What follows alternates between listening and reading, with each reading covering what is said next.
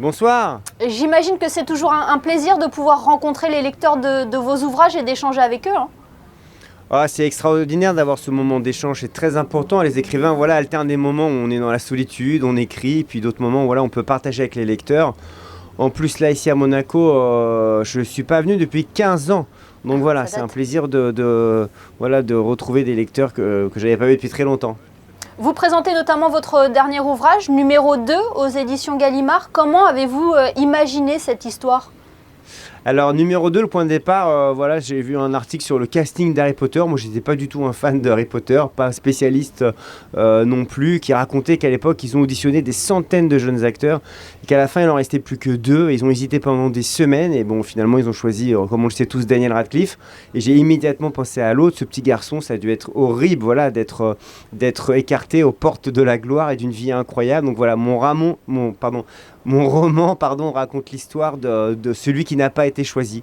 Mais c'est pas un livre sur Harry Potter, puisque après, c'est un livre qui interroge l'échec et comment surmonter un tel échec. Voilà, c'est une réflexion sur la reconstruction. Exactement. Moi, j'ai le sentiment d'avoir écrit des livres très différents les uns des autres, que ce soit La Délicatesse, Charlotte, qui était l'histoire de Charlotte Salomon qui a vécu dans la région, Le Mystère Henri Pic, alterner des livres légers, des livres plus graves. Et je me rends compte que finalement, même en ayant l'impression d'écrire des livres très différents, ils parlent tous d'une forme de reconstruction, d'une vie traversée par une épreuve et comment surmonter ça. Et c'est vrai que là, mon héros qui a une vie incroyable, d'avoir raté ce casting, c'est finalement un éloge à travers ce livre des numéros 2 et de toutes ces vies qui sont barrées à un moment donné ou à un autre par une autre vie et comment surmonter ça. Comment vous est venu le goût pour l'écriture, David ? Vos premiers ouvrages est paru il y a 20 ans maintenant. Il y a 20 ans, oui, ça ne me rajeunit pas, ouais. Mais moi, j'étais pas du tout issu d'un milieu littéraire, il n'y avait pas de livre chez moi. Le point de départ, vraiment, j'ai été très gravement malade à l'âge de 16 ans, et c'est vrai, comme tous ceux qui ont été gravement malades, après, on a une énergie de beauté, j'ai eu un rapport différent à la vie, je me suis mis à lire, à écrire, et donc c'est le point de départ, mais je ne pouvais pas imaginer qu'un jour je serais écrivain, que je pourrais avoir la chance de vivre de ça. C'est vrai que le moment de bascule dans ma vie littéraire, ça a été la publication de La Délicatesse, qui a rencontré un grand succès.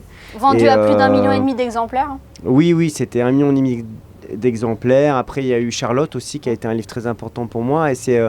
je me rends bien compte à quel point c'est miraculeux de pouvoir vivre de ce qu'on aime. Et aussi, j'ai eu la chance de faire aussi du cinéma. J'ai fait 3 films avec mon frère, des pièces de théâtre. J'en ai une en ce moment avec Admirad, qui, je crois, a joué ici il n'y a pas très longtemps. Exactement. La Délicatesse, de l'adapter au cinéma, c'était une suite logique ou c'est une réflexion avec votre frère ? Avec mon frère, on avait fait un premier court-métrage en 2005 qui s'appelait Une histoire de pieds. Un film où on voyait que des pieds, donc je crois qu'on peut s'en passer, on n'est pas obligé de le voir. Mais on cherchait un sujet. C'est vrai que quand j'ai écrit La Délicatesse, c'est lui qui m'a dit mais voilà, on a trouvé, c'est ça qu'il faut faire. Après, je me suis embarqué dans l'écriture du scénario sans penser qu'on aurait l'incroyable privilège d'avoir Audrey Tautou, de la convaincre. Et c'est vrai qu'elle nous a vraiment donné un grand coup de pouce à l'époque, parce que le film a pu se monter. Et puis le duo avec François Damiens, c'est une époque inoubliable pour moi, ça a été magique. C'était il y a 10 ans. Après, on a fait un deuxième film, Jalouse, avec Karine Viard. Et puis l'année dernière, Les Fantasmes. Les Fantasmes, où vous avez réuni Carole Bouquet et Monica Bellucci au lit. Là, c'est vraiment... Oui, c'est ça, entre autres, c'est un film avec plein d'acteurs, et notamment le duo, les 2 James Bond girls, Carole Bouquet et Monica Bellucci, qui ont un fantasme lié à la mort. Je vous en dis pas plus. S'il y avait un livre à retenir, David, dans votre carrière, ça serait peut-être Charlotte, qui a été récompensée par le prix Renaudot en 2014, ou un autre ? Non, vous tombez pile, c'est vrai que c'est le livre de ma vie, j'ai mis 8 ans à l'écrire.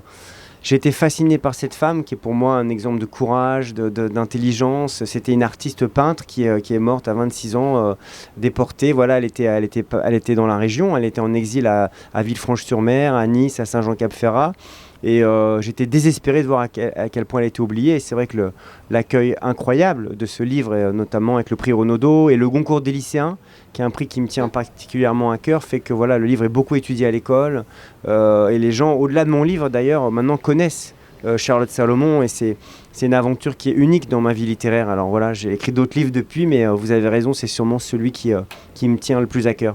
Eh bien, merci beaucoup, David Fuenquinos, d'avoir été avec nous à l'occasion de votre présence sur le Salon du Livre. Et puis, vous serez de retour en principauté le 30 juin pour les rencontres culturelles de l'hôtel Métropole. Oui, je suis vraiment ravi d'abord de revenir. J'ai connu Monaco à l'époque il y avait un salon de cinéma et littérature vers 2005-2007. J'étais pas revenu depuis. Donc voilà, le salon ce week-end avec une très très belle ambiance et beaucoup d'auteurs formidables. Je vous conseille de venir.